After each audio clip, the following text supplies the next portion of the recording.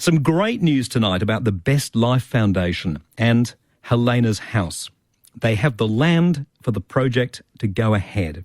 Here to remind you about Best Life and to tell you more about this exciting development are Best Life founder Kath and Fiona McElwain, who is Helena's mum. Welcome, Kath, and welcome, Fiona. Welcome to you both. Thanks for coming in. Thank you. Thank you. I want you to, Kath, take us back for anyone who's not been following the story. I know that Rebecca has been keeping tabs on how things have been going, but how did Best Life come about? Where does the story begin? Best Life started about 11 years ago. It was co-founded by myself and another mother of children with special needs. I have a daughter who's 23 now, who has a profound intellectual disability. And when she was about 10 or 11, it became apparent that at that age, our young people can fall very easily into isolation. Their peers and their siblings who are neurotypical get invited to go to footy games and sleepovers and hang out with friends, and all too often young people with disability get left behind. So what did you come up with as a solution? What did you start doing, I guess? So what we decided was that we really needed to create something that gave them a regular life. So we created a sleepover concept.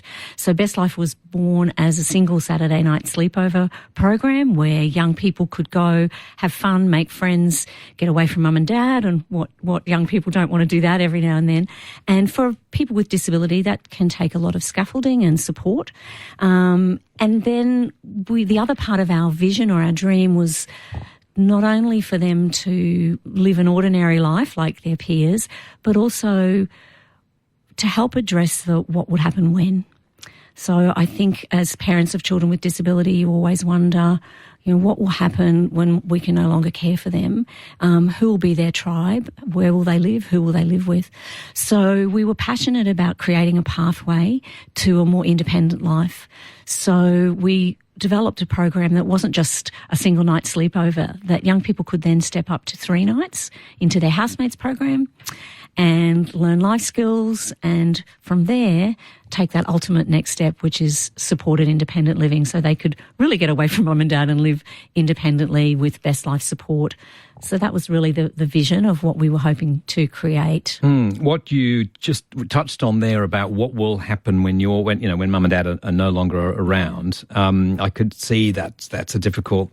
You talk about this a lot because of what you've done creating Best Life, but even so, I could see that was difficult for you to sort of put into words. That's a really tricky, very difficult thing to deal with, obviously. Yes, I think it's something that is shared across all parents with young people with a disability. It's something we hear most often from families as well. We do everything we can to create their best possible life while we're here and while we're with them. But it's about what do we do to help ensure that when we're gone, that they're still living their best life. In the studio with me tonight are Kath, one of the co-founders of the Best Life Foundation, and Fiona McElwain is here. Fiona's daughter, Helena, gave her name to Helena's house. And maybe, Fiona, you can explain how you came to meet Kath and how you came to be involved with Best Life. That's interesting. You saying Helena gave her name to Helena's house. Okay, correct. But you say it how you want to, because obviously she has passed and the house is named in her honour, I guess is a better way of saying it, right? That's right. So, unfortunately, our daughter, Helena, tragically passed away in the year 2019. Helena had a pulmonary embolism, which is a clot, and died very suddenly. And the trauma is still with us every day. At the time, Helena was studying at university, and she was working part-time as a support worker in disabilities. She worked for the Best Life Foundation and Conductive Education Queensland, and it was her passion. Helena loved disabilities and even changed her degree to from biomed science. She was heading into medicine, and she changed it to occupational therapy so that she could be more hands-on and be assisting the young adults with severe disabilities straight away.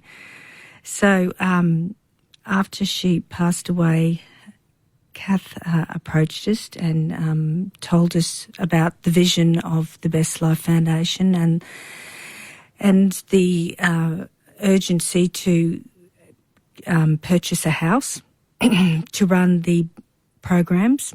Helena was very involved in the housemates programs, which Kath had set up, and actually that was one of the last conversations that Helena had with myself and her dad, Eric, and about what she was doing in the pilot program and how it was going to change so many lives, and that the young adults who were the same age as Helena were going to be able to have housemates 3 to 4 nights together.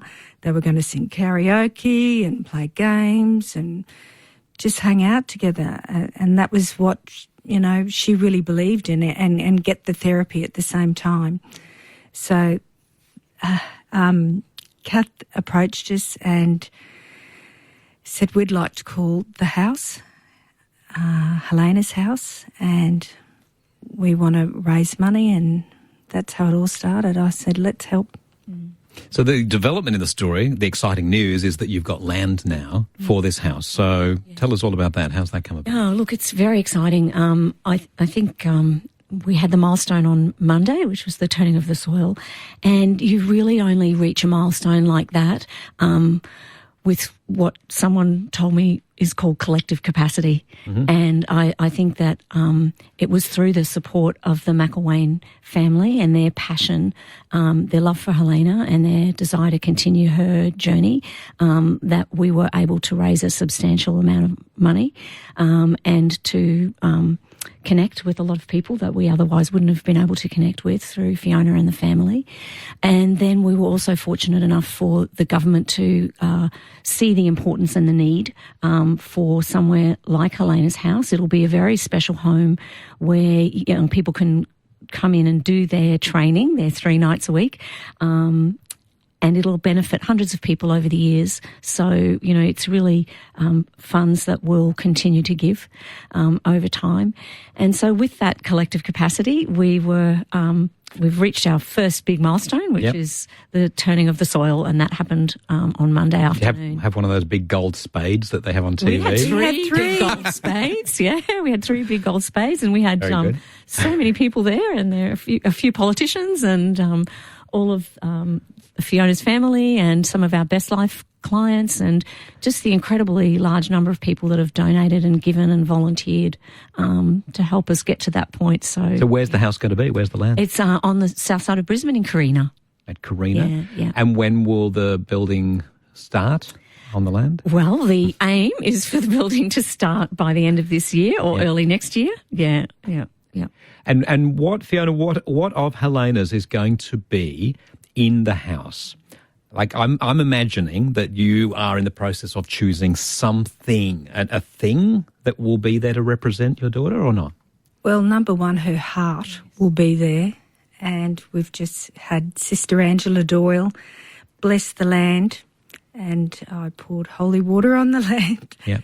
But Helena loves stars, and we have had a number of stars made, and it was part of our fundraising. So families and individuals were able to purchase a star from bronze to platinum.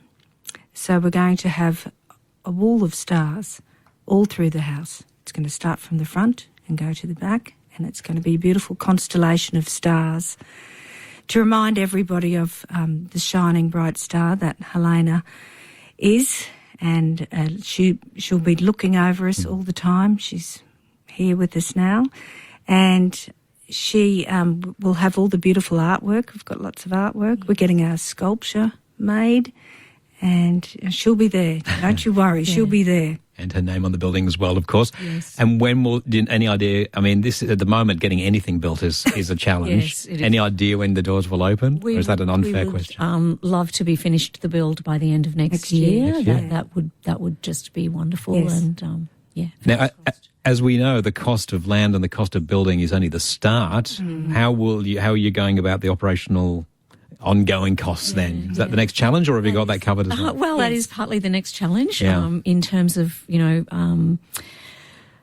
the house will have to be fitted out, and the garden will have to also be organised and set up, and the landscaping done. So I think that'll be our next fundraising challenge, will be to make sure we've got sufficient funds to cover that. So that's kind of our next. We'd like to have a van as well to make it easier for the support workers to be able to take the young clients to their therapy during the day, or to school, or to the park. Or Yeah, these are the things that you've got to think about, right? That's right. Because there's absolutely no point building the building and then realising that you can't Yes, that's right. run it. Yeah, that's right. So do you have events all the time, like fundraising events, or is it something that happens on your website all the time? Well,